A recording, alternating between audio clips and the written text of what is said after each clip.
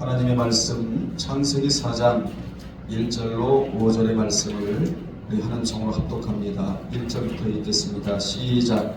아담이 그의 아내 하와 동침하매 하와가 임신하여 가인을 낳고 이르되 내가 여호와로 말미암아 등남하였다 하니라. 그가 또 가인하고 아벨을 치러 죽였는데 아벨은 양치는 자였고 가인은 농사하는 자였더라. 세월이 지난 후에 가인은 땅의 소산으로 제물을 삼아 여호와께 드렸고 아벨은 자기도 양의 첫 새끼와 그 기름으로 드렸더니 여호와께서 아벨과 그의 제물은 받으셨으나 가인과 그의 제물은 받지 아니하신지라. 가인이 몹시 분하여 안색이 변하니. 아멘. 이 시간에는 예배의 실패자와 예배의 성공자라는 제목으로 함께 은혜 나누겠습니다. 오늘부터 신년 기본 교육을 할 것인데 다음 주는 기도에 대해서 우리가 상고해 보도록 하겠습니다. 본문은 예배의 실패자인 가인과 예배의 성공자인 아벨에 대한 말씀입니다. 우리는 오늘 이 두 사람의 예배관에 대하여 심층 분석하면서 나는 올 한 해 동안 가인의 예배가 아닌, 왜냐? 가인의 예배는 실패한 예배이기 때문에 가인의 예배가 아닌 아벨의 예배를 하나님께 드림으로 한 해 동안 성공자로 등장해야 되겠다라는 각오와 결단과 의지로 말씀을 들으시기를 바랍니다. 아벨처럼 예배의 성공자가 되고 타인에 대한 의식보다 하나님에 대하여 의식하면서 하나님이 한 해 동안 나를 어떻게 보시고 나를 어떻게 생각하시며 어떤 예배를 하나님이 받으시는가에 대해서 신경을 깊이 쓰면서 한 해를 살아가는 여러분 되시기를 바랍니다. 만약 우리가 예배를 실패한다면 모든 것에 실패해요. 아무리 물질을 많이 소유하고 명예를 얻고 행복한 집에서 고대공실 같은 집에서 호화롭게 산다 할지라도 예배를 실패한다면 모든 것이 다 실패입니다. 따라서 예배의 실패는 모든 실패의 원흉이다 그래요. 모든 것이 실패예요. 뭐가 실패하면? 예배가 실패하면 모든 실패의 원흉이다. 그렇게까지 표현을 하고 있는 겁니다. 하나님은 창세기 4장에서 예배의 실패자와 예배의 성공자를 여실히 보여줍니다. 또한 그 결과가 무엇인지도 여실히 보여주셔서 예배를 사수하라. 어떤 예배를? 아벨의 예배를 사수하라 라는 교훈을 오늘 본문에서 주고 계시는 것입니다. 그러면 본문에서 첫째, 하나님은 아벨의 예배와 가인의 예배를 보여주셨어요. 2절로 5절에서 물론 가인이 먼저 나오지만 하나님께서는 아벨과 그의 제물을 받으셨다고 4절에 보면 받으셨으나 라는 단어가 나오는데 샤아, 히브리어로 샤로, 이는 아벨이 드리는 예배를 응시하셨대요. 보통 말이 아니지요? 그리고 바라보셨다는 뜻이에요. 그리고 매우 기쁘게 받으셨다. 샤아. 하나님은 아벨이 어떤 마음으로 제물을 드리고 있는지를 뭐 하셨다? 응시하셨고 그가 어떠한 예배를 드리는지도 하나님이 살펴보셨다. 따라서 예배자는 예물과 드리는 자의 태도가 중요합니다. 이 받으셨으나의 단어는 연락하셨다는 의미도 들어있고 연락, 그리고 주님께서 큰 관심을 가지고 뚫어지게 보고 계신다 라는 의미도 들어있으며 또한 하나님의 관심에 초점이 되고 있다는 의미도 들어가 있는 단어가 받으셨으나 이 샤라는 단어입니다. 그렇다면 하나님은 왜 아벨의 예배는 받으시고 가인의 예배는 안 받으셨느냐? 분명한 이유가 있겠죠? 첫째, 일과로 첫째, 아벨은 따라합시다. 아벨은 마음을 다하여 드린 예배였기 때문이다. 전심으로 드렸어요. 반심이 아니에요. 올 한 해 동안에 여러분이 주일을 할 때 헌신하고 봉사하고 각자 맡은 일을 다 충실히 지금 여러분이 감당하고 계시잖아요. 반심으로 하지 마시고 전심을 다하여 하시기를 주 이름으로 축원합니다. 아벨이 예배를 드릴 때는 아직 하나님께서 율법을 주시지 않은 때예요. 그렇잖아요. 창세기니까 출애굽기부터 율법을 주신 거 아니에요? 율법에서는 어떻게 말하고 있느냐? 첫 새끼를 하나님께 드리도록 되어 있다고. 레위기 27장 26절에 보면 오직 반어법이 나와요. 오직 생축의 첫 새끼는 여호와께 돌릴 첫 새끼니라 라고 아예 율법에 명시해 두었어요. 아벨은 아직 그러한 율법이 있기도 전에 양의 첫 새끼를 하나님께 드렸다, 이렇게 우리로 하여금 알게 해요. 여기서 우리는 무엇을 엿봐야 되느냐? 그의 마음과 태도를 엿볼 수가 있다. 첫 새끼와 기름에는 굉장한 것이 들어있거든요. 하나님이 좋아하시는 것은 기름이에요. 우리도 이 생을 살아가면서 가장 중요한 게 뭐냐? 성령의 인도함이에요. 첫 새끼는 하나님을 사랑하는 아벨의 마음이 들어있는 거예요. 따라서 그의 마음과 태도를 한마디로 말하면 하나님을 사랑하는 그의 영적인 모습이었다. 이걸 우리로 하여금 알게 해요. 여러분 무엇을 사랑하고 사십니까? 하나님을 사랑하십시오. 이것이 율법의 핵심의 뿌리, 핵심. 하나님 사랑, 이웃 사랑. 하나님을 사랑하고 이웃을 사랑하고 나를 사랑해야 돼. 나 자신도 내가 사랑해야 돼. 그래서 아침에 일어나면 나를 격려해 줘야 돼요. 너는 참 보배로운 자다. 거울 앞에서. 거울이 그럴 거 아니에요? 뭐가 그렇게 보배롭냐? 주님을 믿는 내가 보배로운 자다. 우리 보배로운 자예요. 왜냐? 내 속에 예수 그리스도가 좌종하고 계시기 때문에 그렇습니다. 가인이 드린 예물에는 단수로 땅의 소산으로만 기록하고 있는 것으로 보아 가인은 구별된 마음으로 하나님께 드리지 않았음을 알 수 있어요. 여러분들이요, 마음도 구별된 마음이 있어요.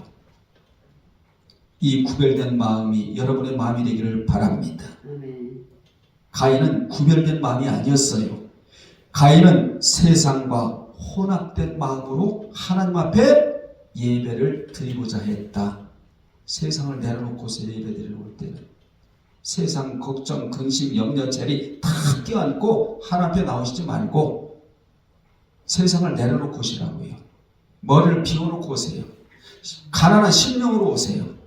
그래야 하나님을 만날 수가 있는데 가인은 세상과 혼합된 마음으로 하나님 앞에 예물을 드리려고 하니 하나님 받으실 리가 없잖아요.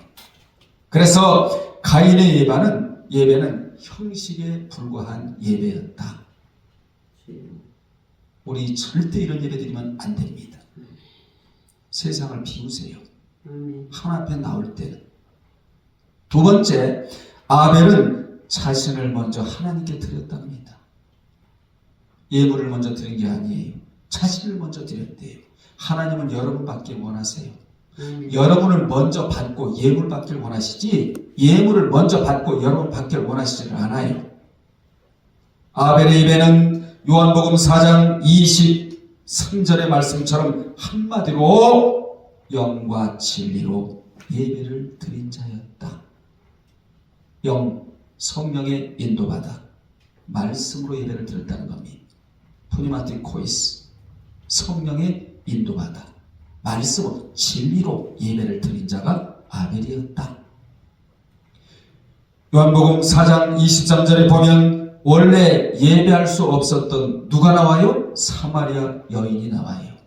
이 여인이 주님을 만나고 난 이후 이제는 예배자가 되었다는 겁니다. 사랑하는 여러분들이요, 여러분은 어떤 민수는 아닙니까? 예배자예요. 아멘.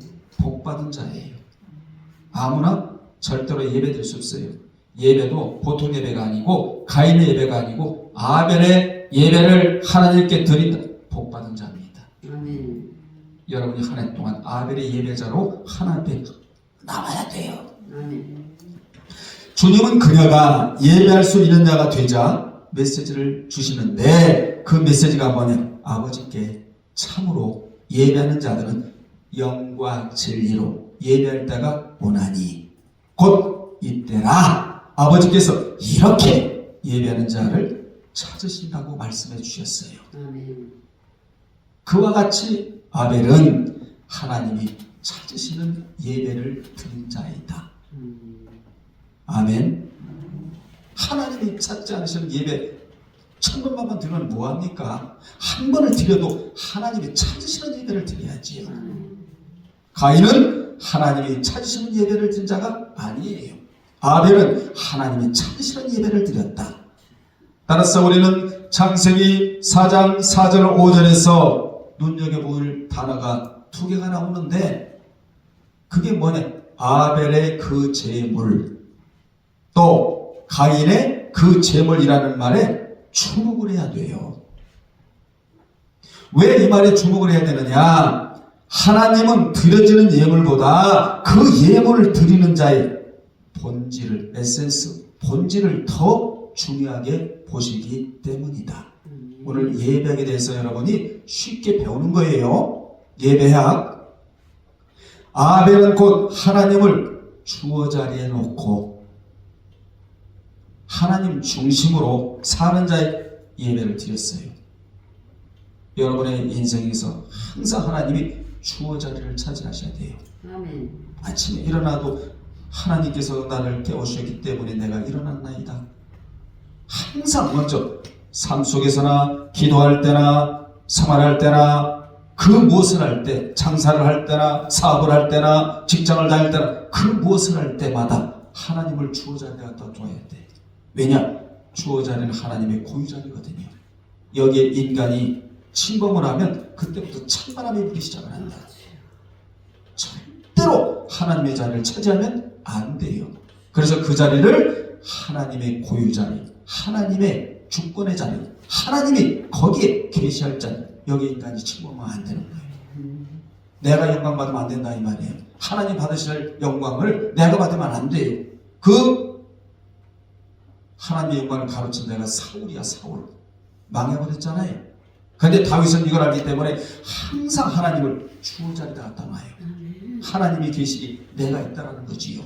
하나님이 계시지 않는 나 아무 소용이 없다라는 것입니다. 아벨은 하나님을 어느 자리에 두었다? 주어 자리에 놓고 하나님 중심으로 사는 예배를 드렸대요. 그러나 가인은 하나님보다 카니티, 내가가 주어가 되어 자기 중심으로 사는 자의 예배를 드렸다. 오늘부터 아니 올 한 해 동안에 여러분의 자리에 하나님을 갖다 놓으십시오. 하나님의 주어 자리를 차지해야 여러분 가정이 평안해요. 하나님께로부터 공급을 받아요. 그렇게 아벨은 자신을 즉 인격을 하나님께 드린 자였다. 가인은 비인격을 드린 자예요. 여러분들이요, 하나님이 예수님을 닮으라고 그렇게도 원하신다. 내적 에이컨 인격을 닮으라고. 왜냐? 예배는 다른 표현으로 말씀드리면 인격자에게 인격을 드리는 게 예배예요. 기도도 마찬가지예요. 기도도 먼저 인격자가 되어 인격자에게 아뢰는 것이 기도의 정의이자 본질이에요. 우리는 하루에도 몇 번씩 싸우면서 하루에 3시간씩 기도한다고 하는 사람들이 굉장히 많아요. 여러분 소용이 없어요. 나는 하루에 3시간씩 기도합니다. 감정 충돌을 일으키고 싸우고 미워하고 다투고 시기하고 그러면서 기도해본들 뭔 소용이 있습니까?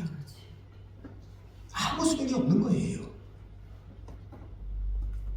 기도에 대해서 모르고 하는 것이지요. 따라합시다. 기도한 만큼 인격이 다듬어져야 한다. 하루에 10분을 기도하더라도 여러분 인격이 다듬어져야 돼. 왜냐? 변화되어 오는 게 축복이니까. 하루에 3시간씩 기도 안 해도 괜찮아요. 하루에 1시간씩 성경 안 봐도 괜찮아. 어찌 말씀드리면 인격이 다듬어지면 10분만 성경 봐도 그 자가도 3시간씩 성경 보는 자보다 월등한 자예요. 아멘. 여기서 우리는 왜 하나님께서 본문을 기록하셨는가의 의도를 알아야 돼. 의도. 그 의도는 하나님이 우리의 삶의 중심이 되므로, 즉 주어가 되므로 그 중심 안에서 드려진 예배를 받기를 원하시고, 그 예배를 드림으로써 주님의 은혜 안에서 복을 받고 진정으로 행복하게 살기를 원하신다는 것을 우리가 본문의 하나님의 의도에서 발견을 해야 된다는 것입니다. 이러한 의도를 누가 알았느냐? 사도 바울이 알았어요. 사도 바울이 알고 그는 로마 교회에 편지를 보내기를, 베베 집사를 통하여 로마 교회에 편지를 보내기를, 로마서 12장 1절에 그러므로 형제들아 내가 하나님의 모든 자비하심으로 너희를 권하노니 너희 몸을, 너희 인격을, 너희 자신을 하나님이 기뻐하시는 거룩한 산제사로 드리라. 이는 너희의 드릴 영적 예배니라. 깨달았지요. 뭘 깨달았죠? 아벨의 제사를 드리는 것을 깨달았어요. 사도 바울. 어떻게? 인격을 드린다는 거예요. 하나님 앞에. 하나님은 여러분의 인격이 정돈되기를 원하세요. 예수 믿는 자들은 어떤 자입니까? 인격이 정돈된 자예요. 누구의 인격으로? 예수 그리스도의 인격으로 정돈된 자가, 그 자가 내 영혼이 잘되고 범사에 잘되고 강건한 축복을 받을 자라는 것이지요. 세 번째, 아벨은 믿음으로 예배를 드렸답니다. 우리는 여기서 매우 중요한 것을 발견해야 합니다. 그것은 신약 성경 히브리서에서 찾을 수가 있는데, 히브리서 11장 4절에 보면 믿음으로 아벨은, 여기 믿음은 믿음 안에 행함이 기본적으로 들어가 있다는 걸 알아야 돼요. 유대인들은 믿음 그러면 그 안에 행함이 들어가 있어요. 이론화 시켜버렸어. 근데 우리는 이걸 이론화 시켜버렸거든요. 그래서 믿음 그러면 아멘하고 좋아하는데 행하시오 그러면요 입이 나와요. 이혼화가 됐어요. 아니에요. 여러분 아브라함이 믿고만 있었나요? 독자 이삭을 모리아산에 바칠 때 행함으로 드렸다 그래. 여기 믿음은 행함까지 포함이 된 단어예요. 믿음으로 아벨은 가인보다 더 나은 제사를, 비교급이 나오죠? 더 나은 제사를 하나님께 드림으로 의로운 자라 하시는 증거를 얻었으니 하나님이 그 예물에 대하여 증거하심이라 하면서 저가 죽었으나 그 믿음으로써 오히려 말하는, 지금도 우리가 이 말씀으로 은혜를 받고 있잖아요. 하나님이 오고 오는 모든 시대 이 말씀을 히브리서 11장에 믿음의 전시장이라고 하는 히브리서 11장에다 기록하게 하셔놓고 너희 모두도 히브리서 11장에 기록되는 인물이 되어야 한다. 여러분 저는 목회 성공이 수에 있지 않아요. 여러분 모두가 히브리서 11장의 기록만 된다면 저는 목회 성공입니다. 여러분도 목회 성공이에요. 저는 요즘 잠을 설칠 때가 많아요. 시대가 너무 악하고 시대가 혼란스럽고 질서가 무너지고 이런 시대 속에서 여러분을 다 데리고 천국에 가야 되는데 이게 걱정이에요. 이게 거룩한 걱정, 근심이야. 생명적 근심이야. 저도 천국 가고 여러분도 천국 가야 되잖아요. 이게 걱정이란 말이에요. 왜냐? 세상이 끄는 힘이 너무나 강하고 그러다 보니까 혹시나 세상이 끌려나갈까 봐 이게 걱정이란 말이에요. 그래서 늘 기도할 때마다 아버지 하나님이여 저를 포함하여 성도들 모두가 천국에 들어가서 기업을 차지하고 유업을 차지하고 상급을 차지하고 멸관을 받고 영원 뭉토로 하나님과 먹고 마시며 생명수 사물을 먹고 마시는 그런 자가 되게 해달라고 기도하고 있다 그 말입니다. 아벨은 하나님 말씀에 맞는 제사였고 영적인 제사로 하나님이 찾으시는 예배였다. 이러므로 아벨이 양의 피로 드린 제사에는 인간이 죄를 지고 가실 메시아에 대한 신앙이 담겨 있는 겁니다. 오늘날 메시아에 대한 믿음이 담겨진 예배를 드린 거예요. 아벨은 예배를 드리러 갈 때 하나님 저는 죄인입니다. 여러분 의인이십니까? 저도 죄인이고 여러분도 죄인입니다. 다니엘이 기도할 때 다니엘서에 보면 죄. 아버지 하나님, 남유다 백성들이 바벨론 포로에 끌려간 이유가 하나님의 말씀을 듣지 못함으로 끌려간 나이다. 그들이 죄인이었나이다. 그들이 회개하지 않자 다니엘이 하나님의 제가 대신하여 회개합니다. 어마어마한 자예요. 뭐가? 가슴이. 남유다 전체를 끌어안고 회개 기도를 드린 자가 다니엘이에요. 제가 오늘 저녁에 내일 저녁에 이제 예배 인도하러 무안에 가는데 이 다니엘의 기도를 계속하고 있거든요. 20일 동안. 이 다니엘이 보통 사람이 아니에요. 여러분 다니엘 그러거든 가슴이 넓다. 이것부터 마음에 와닿아야 돼. 어마어마해. 나라 전체를 껴안고 기도한 자가 다니엘이야.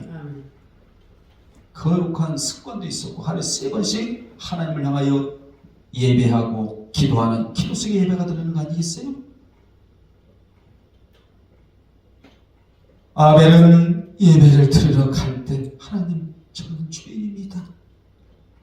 자신에게서는 인생의 정답을 찾을 수가 없나이다. 은혜가 있고 진리가 되시는 하나님께 믿음으로 나아갑니다. 이렇게 나아갔다는 겁니다. 이것이 바로 한마디로 말하면 믿음의 길이라고 한다. 한 해 동안 여러분 믿음의 길로 계속적으로 전진하기를 주의 이름으로 축원합니다. 히브리서 11장 6절에는 이런 말씀이 나옵니다. 믿음이 없이는 하나님을 기쁘시게 못하나니 하나님께 나아가는 자는 조건이 있다는 거예요. 반드시 그가 계신 것과 여러분 하나님 계심을 믿습니까? 그분은 계세요. 스스로 그분은 영존하고 계세요. 그분은 자존하고 계세요. 여러분이 계시지 않다 안 믿는다 할지라도 그분은 계세요. 보통 말씀이 아니에요. 하나님이 계신 것과 또한 그가 자기를 찾는 자들에게 상 주시는 이심을 믿어야 할지니라. 이렇게 말을 해. 히브리서 11장 6절에 여기에서 믿음은 어떤 믿음이냐? 나는 죄인이고. 누가 이렇게 나갔다고요? 아벨이. 나는 죄인이고 나 자신은 완벽한 인생의 답을 찾을 수가 없고 여러분 스스로 여러분이 살아가는 모든 과정에서 답을 찾을 수 있어요? 여러분이 수학 문제를 전부 풀 수 있나요? 그래서 뭐가 있어요? 참고서가 있고 전과가 있잖아요. 여러분의 인생에서 여러분 스스로 답을 찾을 수 있나요? 없어요. 그런데 하나님은 답을 갖고 계세요. 이런 모습으로 나갔다는 거예요. 아벨이. 나 인생에서 하나님이여 내 스스로 답을 찾을 수가 없습니다. 하나님만이 내 인생의 답입니다. 이러고 나갔다는 거예요. 하나님 앞에. 믿음이 없이는 그 어떤 것으로도 하나님을 기쁘시게 할 수 없음을 알았대요. 누가? 아벨이. 이 세상이 요구하는 것은 학벌, 실력, 지식, 외국어를 잘하고 외모가 빼어난 것을 원해요. 이러한 것들은 대기업을 들어가는 데에도 기준이 되잖아요. 그러나 하나님이 찾으시는 사람은 결코 그렇지 않습니다. 그러면 하나님이 누구를 찾으시는가? 바로 믿음 있는 사람을 찾으신다. 여기 믿음은 어떤 믿음이라고요? 나는 죄인입니다. 나의 인생에 내가 답을 찾을 수가 없나이다. 하나님이여 내 인생의 답을 찾아주시옵소서. 이게 믿음이었다는 거예요. 왜 하나님의 믿음 있는 사람을 찾으시느냐? 이는 전능하신 하나님이 일하시는 자리는 바로 믿음의 자리이기 때문이다. 한 해 동안에 믿음의 자리를 찾아 나오십시오. 여러분이 앉은 자리가 불신의 자리가 된다든가 원망의 자리가 된다든가 또 불평의 자리가 된다든가 또 예배되다가 졸고 있는 자리가 된다든가 어느 목적 없이 나온 자리가 된다든가 이런 자리가 되면 안 돼요. 믿음의 자리가 되기를 주의 이름으로 축원합니다. 고래는 우물 안에서 살 수 없고 넓은 바다에서 살아야 하듯이 믿는 자는 믿음의 자리에 있어야 하나님의 필요하실 때마다 불러서 쓰세요. 그래서 성경에서 믿음의 자리를 찾아 나온 자들의 특징은 뭐냐? 죽음이라는 운명을 그대로 받아들이지 않고 주님을 만나러 나온 자들이었어요. 여러분 왜 오셨어요? 심심해서 오셨나요? 교우끼리 대화 파트너 대화를 나누고자 오셨나요?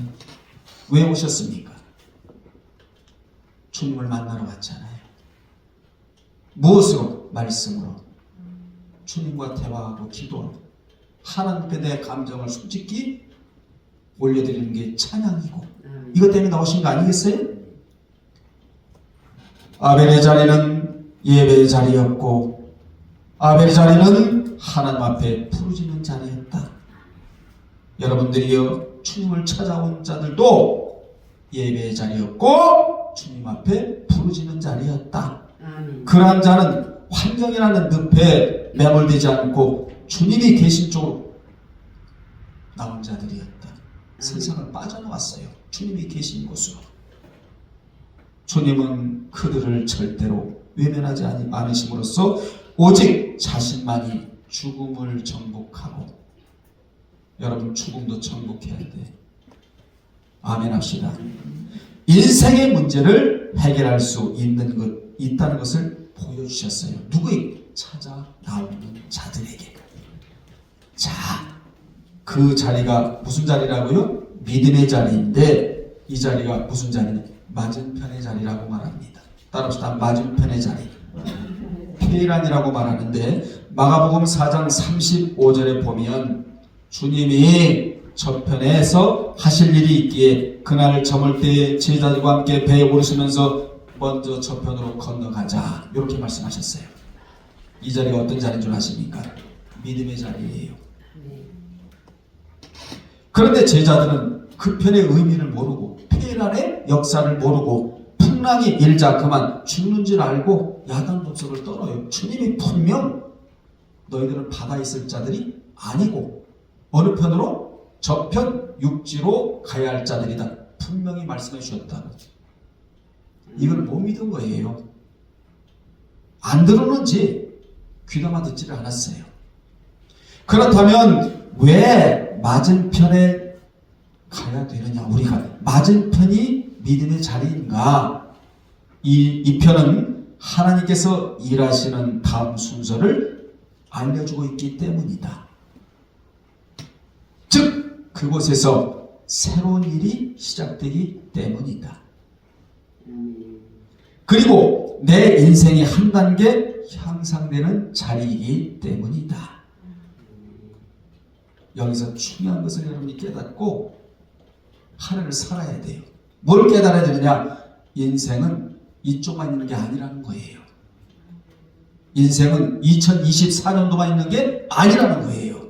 2025년도가 있다는 것입니다. 이쪽만 있는 게 아니라 어느 쪽이 있다? 그렇지. 저쪽이 있다는 걸 알리는 자리가 맞은편, 믿음의 자리, 페란. 너무도 소중한 자리. 우리는 이 편만 보고 살 자들이 아니라 저편을 바라보고 살 자들이다.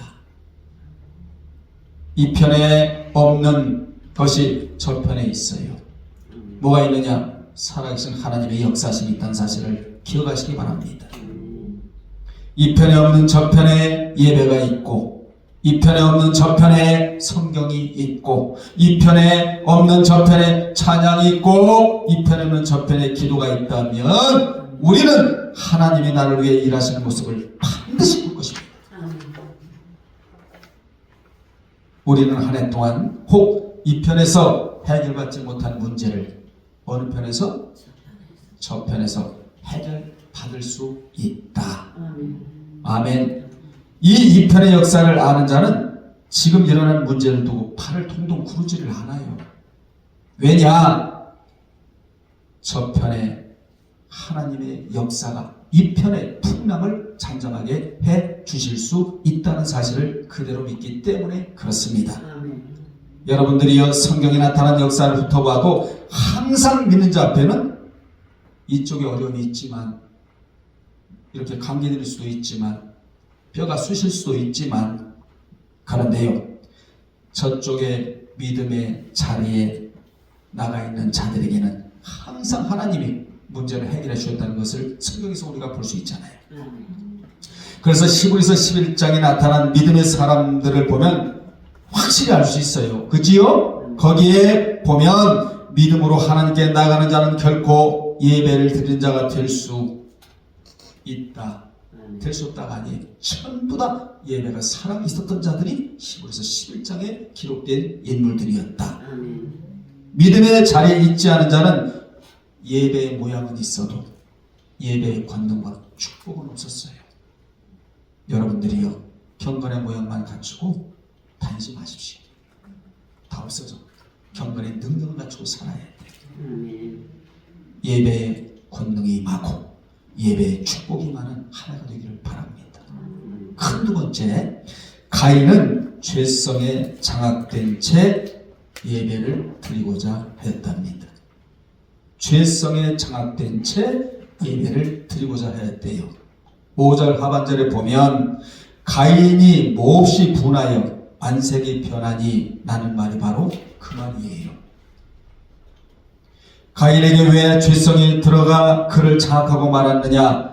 이를 사도 바울은 로마서 14장 23절에서 믿음으로 쫓아하지 아니하는 모든 것이 죄라고 딱 정의를 내려줍니다. 당시 가인은 자신이 땀을 흘리고 노력해서 밭에서 소산을 얻었다고 창세기 4장 3절에서 말해주고 있는데, 그 소산은 누가 주셨지요? 스가랴 8장 12절에 보면 하나님이 주셨대요. 소산을. 농사를 지은 분은 알아요. 농사를 전문적으로 짓는 사람은 알아요. 이런 말씀이.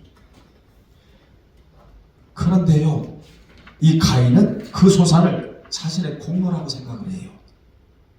이게 문제 있다는 것입니다. 즉 그는 바리새인들과 같이 자신의 의와 공로를 앞세워서 하나님께 나아가려고 했기 때문에 그는 예배의 실패자가 되고 말았다. 예배의 자리에 나오게 마음을 주신 분도 하나님이고 환경을 주신 분도 하나님이고, 여러분의 중환자실에 누워있다고 생각해 보십시오. 어떻게 예배의 자리에 나옵니까? 감사거리가 한두 가지가 아니에요. 감기가 들었어도 마스크도 하나님이 주신 거예요. 맞습니까? 다 감사. 그래서 모든 질병은 감사로 돌리고 감사가 최고의 치료제가 된다고 합니다. 항상 기뻐란 말이 그 말이야. 치료제가 감사가 치료제예요. 왜냐? 믿음의 꽃이 감사니까. 그런 자기가 드린 예물을 하나님이 받지 않으시자 자신이 드린 예배가 왜 연락이 안 되는지 점검해 볼 생각은 하지 않고 뭐 했다는 거예요? 몹시 분노하고 안색이 변했답니다. 이는 왜 자신의 공로를 알아주지 않느냐는 것이 분노와 안색으로 드러났다예요. 드러났다는 거지요. 왜 나를 하나님이 의롭게 보지 않느냐? 지금 의롭게 볼 상황입니까? 상태입니까? 그는 아벨처럼 죄인의 심령으로 나가지 않았어요. 여러분, 여기서 중요한 교훈은 오늘 저와 여러분이 드리는 예배를 왜 사람들이 알아주지 않느냐고. 예배는 사람들이 알아줘서는 안 돼요. 성가대에서 찬양을 하더라도 자기를 뽐내고자 하면 안 돼요. 다 소용없어요. 이게 인본주의야. 경건의 모양만 갖춘 거예요. 예배는 사람 보라고 드리는 게 아니에요. 하나님의 받으시는 예배를 올려드려야 돼요. 1년의 대예배가 52번이에요. 주일마다. 여러분, 간곡히 여러분에게 제가 권면합니다. 52번 예배 드릴 때마다 나의 예배가 아벨의 예배가 돼야 한다. 아멘. 하나님이 연락하시는 예배가 돼야 한다. 큰 세 번째, 예배 실패자의 중대한 결과는 죄를 불러왔답니다. 6절로 12절이에요. 우리가 읽진 않았지만 예배 실패자의 중대한 결과는 죄를 불러왔다. 무슨 죄를 불러왔느냐? 분이 일어났대요. 여러분, 분이 자주 일어납니까? 예배 실패하는 거예요. 분을 절제하세요. 분이 일어났대요. 그리고 안색이 변했대요. 그리고요, 죄가 문 앞에 기다리고, 6절로 12절 자세히 보세요. 죄가 문 앞에 기다렸대요. 여러분 속에 들어가 있는 사탄, 마귀, 귀신, 나사렛 예수 그리스도 이름으로 명하노니 귀신아 떠나가라. 떠나가. 문 앞에 기다리고 있다는 걸 알아야 돼. 말씀으로 채우지 않으면 문 앞에 기다리고 있다가 또 같이 동행을 해. 여기 보세요. 죄가 문 앞에 기다리고 있대요. 그리고 죄가 가인을 원하고 또 하나님이 가인을 원하셔야 하는데 죄가 그를 원했답니다. 7절에 보면, 그리고 8절에 보면 그러자 아벨을 죽이고, 그리고 9절에 보면 하나님의 질문에 핑계를 대게 되고, 11절에 보면 결국 땅에서 저주를 받고, 12절에 보면 밭도 도와주지 아니하고, 12절에, 그리고 또 12절에 보면 땅에서 피하며 유리하는 자가 되었다. 오늘날에 굉장히 많은 가난 교인들, 안나가 교회 가난 교인이거든요. 여러분은요, 영혼의 목마름이 있어야 돼요. 진리에 대한 목마름이 있어야 돼요. 그래야 이 세상이라는 광야에서 유리하지를 않아요. 부평초마냥 떠다니질 않아. 하나님의 은혜의 영향력 안에서 밝게 살아야 할 가인이 이제는 죄악의 영향력의 그늘에서 어둡게 살게 되었답니다. 그의 마음 안에는 죄의 소원, 곧 강렬한 죄의 욕망이 불타기 시작을 했다는 것이지요. 우리는 이러한 대목에서 우리가 조금만 방심해도 죄성에 노출되고 죄의 지배를 받게 된다는 사실을 깨달아야 돼요. 마귀에게 틈을 벌려주지 말아야 돼. 마귀는 틈을 타고 들어오거든요. 저 똥같이 말씀이라는 역청으로 여러분의 안팎을 칠하세요. 그리고 진리라는 그 허리띠를 띠세요. 그리고 근신하세요. 세상 그 무엇에 취하였지 않은 상태가 근신, 삼가 조심하고, 어찌하든 간에 한 해 동안 아벨의 예배를 드리는 여러분들이 되어야 될 줄로 믿습니다. 특히 7절에 볼까요? 창세기 4장 7절에 보면 하나님께서 이렇게 말씀하세요. 죄가 문에 엎부려 있느니라 라고 하셨는데, 이는 먹이를 잡으려고 움츠리고 있는 맹수와 같이 죄가 문 앞에까지 와서 기다리고 있다는 말씀이에요. 여러분이 예배 드리고 나가면 축복이 기다리고 있어야지. 문 앞에 죄가 기다리고 있으면 어떻게 되겠습니까? 곧 죄가 마음의 문 앞에 와서 앉아있다. 문을 열고 세상으로 나가려고 하면 죄가 먼저 이리 오라고 손짓한다는 말씀이에요. 이러한 인생이라면 어떻게 한 해 동안 인생의 승리를 기대할 수가 있겠습니까? 우리는 한 해 동안 마귀가 이리로 저리로 오라고 하는 손짓 따라가면 무조건 실패입니다. 성령이 오라는 대로 가야 돼. 그분의 인도를 받아야 된다, 그 말입니다. 아멘 합시다. 우리는 한 해 동안 마귀가 이리 오라 저리 오라 손짓할 거예요. 따라가면 안 돼. 성령님의 손짓에 주목하고 살아가기를 바랍니다. 이는 시편 123편 2절 같이 마치 종의 눈은 상전의 손을 주목하고 여종의 눈이 그 주모의 손을 바람같이 우리 눈은 오직 여호와 하나님의 손짓을 보고 따라가야 한다. 아멘. 여호와의 손짓이 말씀이에요. 따라가세요. 말씀 따라가는 자는 실패하지 않아요. 성공이 보장되어 있어요.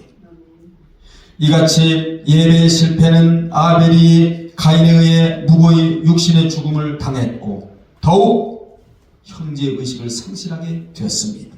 그로부터 인간은 형제와 벗과 진정한 이웃이 되지 못하고 적이 되어 살아가게 되었어요. 또한 가인의 손에서 농사에 필요한 농기구를 내려놓고 싸움에 필요한 칼을 만들게 되었습니다. 전쟁 문화가 가인에게서부터 나온 거예요. 이 세상에는 두 계대가 흐르는데 평화의 계대, 사랑의 계대, 격려의 계대, 배려의 계대, 평강의 계대, 아벨의 계대고 사망의 계대, 전쟁의 계대, 미움의 계대, 시기 다툼의 계대, 적을 만들고 의로운 사람들을 해를 끼치려는 사망 계대가 두 계대가 이렇게 흐르고 있다. 우리는 사망 계대를 성령의 법으로 물리쳐야 돼. 사망법을 물리쳐야 돼. 성령의 생명의 법으로서. 아멘 합시다. 여러분의 걸어가는 길에 사망 계대가 있고 생명 계대가 있다는 사실을 알아야 돼. 우리 안에도 있다고요. 영적인 게으름, 이거 사망 계대입니다. 영적인 부지런함, 생명 계대예요. 두 계대가 싸우고 있다. 그래서 계시록에 말씀이 입으로 들어갈 때는 달지만 속으로 들어가면 쓰다. 왜냐? 서로 싸움을 벌이니까. 한 해 동안 진정한 예배자가 되기를 바랍니다. 잘 들으십시오. 이것이 바로 오늘날 예배의 실패자가 된 모습들이다. 금년에 우리는 예배를 갱신하는 해가 되어야 한다. 성령께서 우리의 영혼을 이끄시는 예배자가 되어야 한다. 더욱 열심을 갖고 찬양하며 기도하며 말씀을 사모하는 한 해가 되어야 합니다. 특히 주일 예배를 통하여 충만한 은혜를 채우고 돌아가서 6일 동안 힘있게 살아가는 여러분이 되기를 하나님이 원하세요. 우리는 한 해 동안 가인의 예배는 1시간도 없어야 됩니다. 아벨의 예배는 영과 진리로 그리고 믿음으로 예배를 드림으로 하나님이 찾으시고 하나님께서 기뻐하시는 예배자가 되어야 합니다. 하나님은 이러한 자와 한 해를 기뻐하심 속에서 행복을 나누시길 원하세요. 끝으로 여러분이 예배를 회복하는 삶이야말로 여러분의 삶의 회복이 행복으로 변하는 역사가 있을 줄로 믿습니다. 삶을 회복케 하는 원동력이 어디에서 있느냐?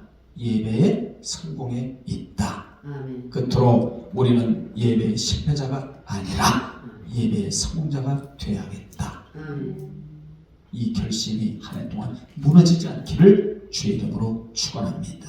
기도하겠습니다.